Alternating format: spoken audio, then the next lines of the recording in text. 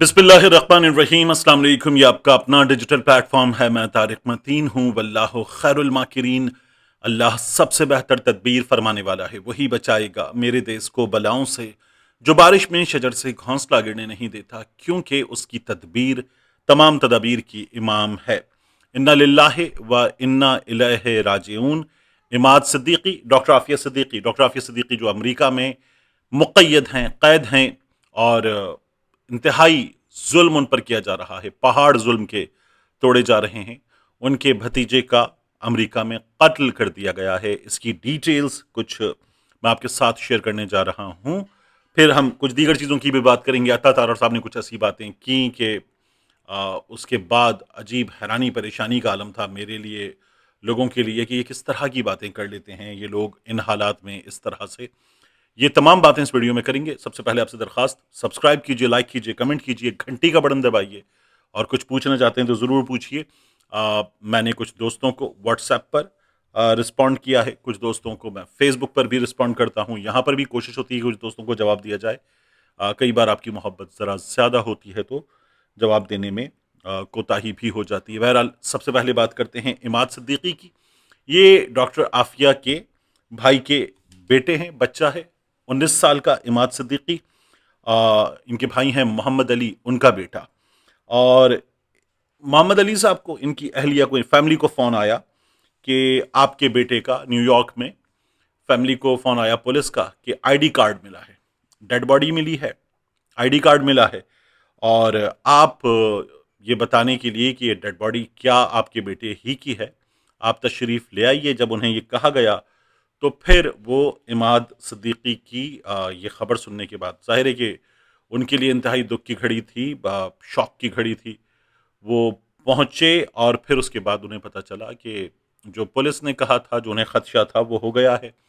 इस बच्चे को वहाँ पर ये जो मजहबी मुनाफरत पर मबनी जुर्म होता है, हेट अगेंस्ट रिलीजन, तो ये बच्चा निशाना बना है। इसको गोली मारी गई, गोलियां मारी गई रादर। इसको जो पता चल रहा है उसके मुताबिक 3 गोरे थे, उन्होंने गोलियां मारी हैं। यानी जो अफराद थे मारने वाले, वो ये पता चल रहा है कि 3 अफराद थे गोरी चमड़ी के, उन्होंने गोलियां मारी हैं।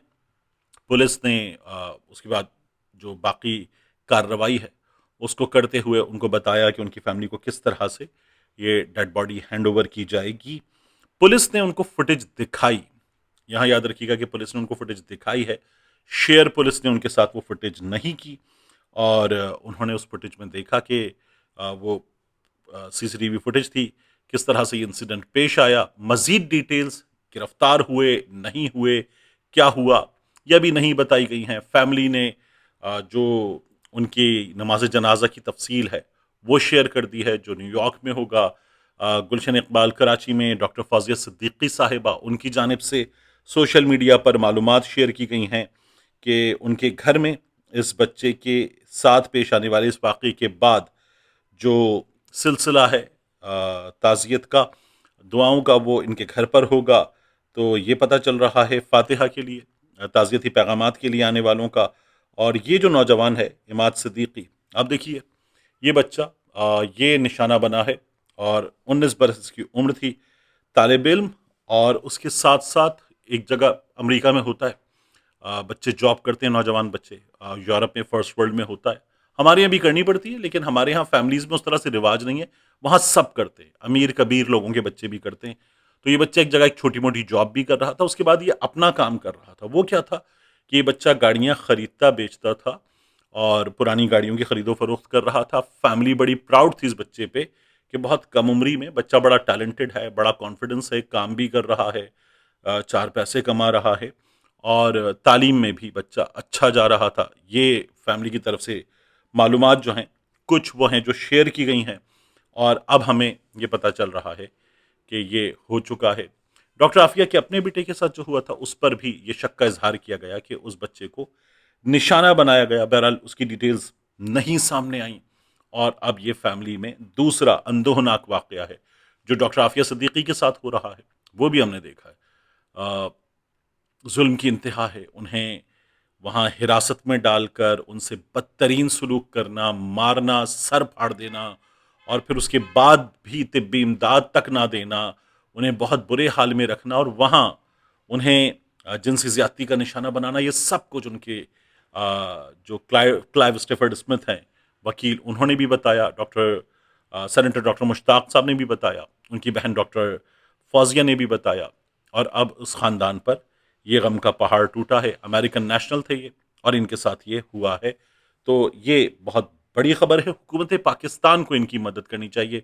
हुकूमत पाकिस्तान ने, इस हुकूमत ने इनकी मदद अदालत में भी नहीं की थी। अदालत ने बहुत डिमांड की, फिर भी मदद नहीं की गई थी। अब दफ्तर खारजा को, हमारे वहाँ पर हुक्काम को और हुकूमत पाकिस्तान को इस फैमिली की मदद करनी चाहिए। इसमें कोई दो राय नहीं हो सकती। इसके बाद आज अता तारड़ साहब, वजीर इत्तलात, और डॉक्टर मुसद्दिक साहब ये आए और फिर वजीर आजम साहब ने जो लेवी कम की, जो पेट्रोल 378 का मिलेगा, वो ऐलान किया था, तो उस पर वजीर आजम की तारीफ करने आए। यानी ये एक नया तरीका है। वो राजेश खन्ना की फिल्म का एक सीन वायरल हो रहा है कि अगर किसी ने डिमांड किया था कि कीमत में दुगना इजाफा किया जाए, तो उस दुगने इजाफे की जगह कीमत में इजाफा कर दिया जाए 3 गुना, और फिर उसके बाद जब शोर मचाया जाए तो 3 गुना के बजाय दुगना इजाफा रखा जाए और लोगों को बताया जाए कि मुझे तुम्हारा कितना ख्याल है। तो ये किया गया और इसको करने में एक दिन में कुछ 1.5 अरब कम अज कम अंदाजा है वो चला गया माफिया की जेब में। तो ये हुकूमत जो है ये काम कर सकती थी, लेकिन इसने माफिया की दिहाड़ी लगवाई, इसके लोगों ने अपनी दिहाड़ी लगाई। क्या हुआ? तो ये 24 घंटे में कमाल दिखाया गया। रात 12 बजे से अब आपके लिए जो वजीर आजम साहब हैं उन्होंने कीमत में कमी का ऐलान कर दिया है। ये हुकूमत ने किया, तो कोई कमी का ऐलान नहीं था। कीमत में इजाफा बेतहाशा करने के बाद लेवी में कमी की गई और फिर उसके बाद अता तारड़ साहब आए। अता तारड़ साहब ने आके जो बातें की ना कि ये वजीर आजम हैं, ये वजीर आजम का विजन है, वजीर आजम परेशान है, वजीर आजम की रातों की नींद पूरी नहीं हो रही, वजीर आजम बेचैन रहते हैं, 24 घंटे काम करते हैं, उनकी कोर टीम मुसलसल काम करती है। और फिर उसके बाद ये यकीनी बनाया है कि ये आपके लिए किया जाए, वगरना इंडिया में देखिए इंडिया में क्या हाल हुआ। ये बताया गया कि इंडिया में क्या हाल हुआ, किस तरह से लाइनें लगी हैं इंडिया में पेट्रोलियम मसनूआत के हुसूल के लिए। हमें एक सवाल का जवाब हमारी अपनी हुकूमत नहीं दे पा रही कि ईरान से पाकिस्तान का झंडा लगाकर और उस झंडे की वजह से जो जहाज बाखैरियत निकले वहां से 20 जहाज, 2 पाकिस्तान, बाकी जहाज तो अकील मलिक साहब, बैरिस्टर अकील मलिक, वो टेलीविजन प्रोग्राम पर समा में किरण नाज साहिबा को बता रहे थे कि ये जहाज किसके थे, क्या थे, ये हसास तफसीलात हैं, ये हसास तफसीलात शेयर नहीं की जा सकती। यानी एक हुकूमत मुश्किल तरीन हालात में वो कर जाती है, हम तो आपकी भी तारीफ करेंगे, कर जाती है जो कोई नहीं कर पा रहा ईरान से पड़ोसी होने के नाते ताल्लुकात की बुनियाद पर, और उसके बाद वो जहाज कहाँ गए हैं नहीं पता। ये जहाज गायब हो गए हैं और हुकूमत हमें नहीं बता रही। पता चलेगा, सामने आएगा। जाहिर है कि ये नहीं छुपाया जा सकता, किसी मुल्क को दिए गए हैं या दोबारा कहीं किसी जगह ये अगर पुराने रेट पर ली गई चीज है तो एक दिहाड़ी लगाने का बंदोबस्त किया गया है इसमें भी। तो मुमकिन है कि ये डिटेल्स बाद में निकलें। ये जहाज के बारे में नहीं बता रहे थे, निकली थी ना डिटेल्स। तो ये जो था ना अवाम का दुख है, दर्द है, ऐसा है वैसा है, ये हमें क्यों नहीं नजर आता जब आप अपने हुकूमती एमएनएस को, बाकियों को नहीं, बाकी भी अवाम के वोटों से अगर आए हैं, आप तो अवाम के वोटों से भी नहीं आए, तो वो अगर अवाम के वोटों से आए हैं तो उनको नहीं देना और अपने वालों के लिए अरबों रुपए के तरक्याती फंड्स जारी करना, तब आईएमएफ नहीं होता, तब आईएमएफ की शराइत नहीं होती, तब अवाम के लिए क्या करना है आपको नजर नहीं आता है। और फिर ये फंड्स कहाँ लगते हैं, किस तरह से लगते हैं, क्या पता चलता है हमें। फिर उसके बाद आपका प्रोटोकॉल जो हमने कराची में देखा, जो हम जगह जगह देखते हैं, जो हमने बिलावल भुट्टो जरदारी का प्रोटोकॉल देखा इस्लामाबाद में फजल रहमान साहब के घर जाते वक्त, जो हमने मदीजी में आसिफ अली जरदारी साहब का प्रोटोकॉल देखा, तो अवाम का दर्द, अवाम का दुख, रातों की नींद हराम, ये तब नजर नहीं आती। ये जो 11 करोड़ का जहाज है तब नजर नहीं आती। अवाम पे गोबर टैक्स लगाते हैं तब नजर नहीं आता कि अवाम दुख में मुब्तला हैं, दर्द में मुब्तला हैं, अवाम के लिए मुश्किल हो रहा है इन हालात में बदन और रूह का रिश्ता कायम रखना, और आप अवाम पे लादे चले जा रहे हैं, बोझ डाले चले जा रहे हैं। आप अगर ये बातें कर रहे हैं तो ये तो देखिए कि जब आप इख्तिदार में आए थे तो क्या हाल था। 170 से कुछ ऊपर डॉलर था और आज डॉलर 280 पर पहुंचा हुआ है। और अब हमें पता ही चल रहा है कि जब आप यूएई को पैसे देंगे फिर उसके बाद यूरो बॉन्ड के पैसे देंगे आप, तो फिर क्या हाल होगा? ये डॉलर कहां जाएगा?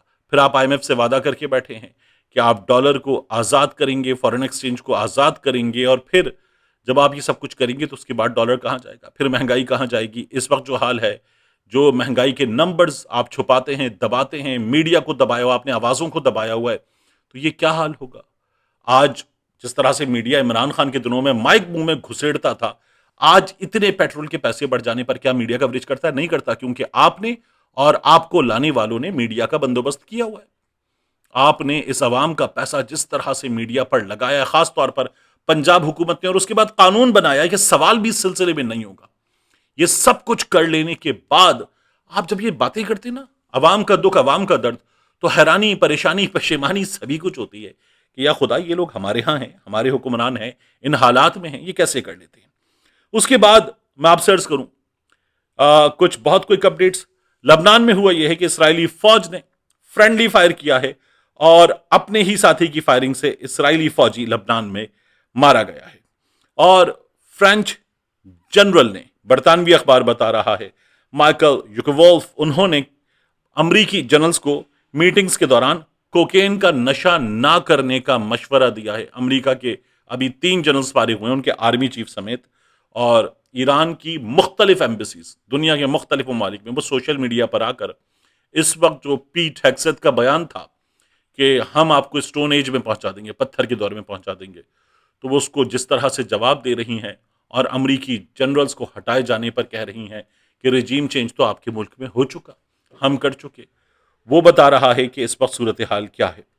और दमिश्क में इमाराती सिफारत खाने पर हमला हुआ है। मुत्तहदा अरब अमारात ने इसकी मजम्मत की है और कहा है कि सफारत खाने में हंगामाराई और तोड़फोड़ की कोशिशें नाकाबिल कबूल हैं। इसमें सबसे इंपॉर्टेंट चीज यह है कि ट्रंप ने एक बार फिर, पहले भी 48 घंटे का वक्त दिया था, फिर ट्रंप ने आखिर में कहा था कि 48 घंटे का वक्त मैं 5 दिन पर आगे ले जा रहा हूं। उसके बाद ईरान में इंफ्रास्ट्रक्चर पर, बाकी चीजों पर, फार्मास्यूटिकल कंपनीज पर निशाना साधा था उन्होंने। और अब एक बार फिर ट्रंप ने कहा है कि ईरान को दिया गया वक्त खत्म हो रहा है। 48 घंटों में अगर मुआहिदा ना हुआ और आबनाए हुर्मज ना खुली तो फिर कयामत टूट पड़ेगी। ये ट्रंप ने एक बार फिर ट्रूथ सोशल पर आकर पैगाम दिया है और कहा है कि ईरान मुआहिदा कर ले, आबनाए हुर्मज खोल दे, वरना हम 48 घंटों में ईरान पर कयामत बर्पा कर देंगे। तो ये दावे हैं। इन तमाम दावों के बावजूद जैसे ही ट्रंप की जानिब से ऐलान होता है कि हम ये कर देंगे, तो ईरान उसी वक्त इसराइल पर मिसाइल मारकर बताता है कि वो क्या कर रहा है, क्या कर सकता है। और ये ईरान की जानिब से सिलसिला जारी है। ईरान को तबाह कर दिया, खत्म कर दिया, सलाहियत खत्म कर दी। अब अमरीकी सदर को एक बार फिर रिपोर्ट दी गई है कि आपकी ये तमाम तर खाम ख्याली है और ईरान की जो मिसाइल सलाहियत है वो पूरी तरह से अब भी बरकरार है। इसीलिए ईरान मुसलसल इसराइल पर और अमरीकी अहदाफ पर मिसाइल बरसा रहा है। मिलते हैं इंशाल्लाह आपसे अगली वीडियो।